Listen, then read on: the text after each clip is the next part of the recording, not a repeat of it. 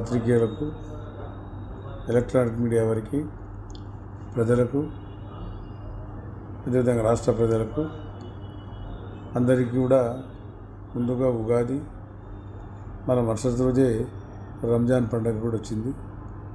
మొన్ననే రంజాన్ పండుగ వేడుకల్లో కూడా ముఖ్యమంత్రి గారు ఉగాది శుభాకాంక్షలు, రంజాన్ శుభాకాంక్షలు తెలిపినారు.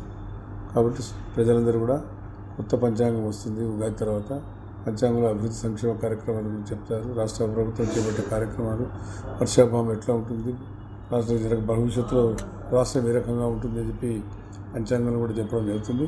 తప్పకుండా రాష్ట్ర అభివృద్ధి పురోభివృద్ధి చెందుతుంది. ముఖ్యమంత్రి గారు రాత్రింబగలు కష్టపడుతున్నాడు. ఆయన రాత్రింబగలు నిద్ర లేకుండా ఎప్పుడు అభివృద్ధి చేయాలి. ఏ రకంగా హైదరాబాద్, తెలంగాణ ఉన్నప్పుడు కలిసి ఉన్నప్పుడు హైదరాబాద్ను ఏ రకంగా డెవలప్ చేసామో అంతకన్నా పెద్ద ఎత్తున మన రాష్ట్రాన్ని ముందుకు తీసుకుపోవాలని చెప్పి ఈరోజు ఆకాంక్షిస్తున్నారు ఆయన. కాబట్టి ఈరోజు సిఆర్డీఏతో ఈరోజు త్వరితగతిన పనులను చేపిస్తున్నారు.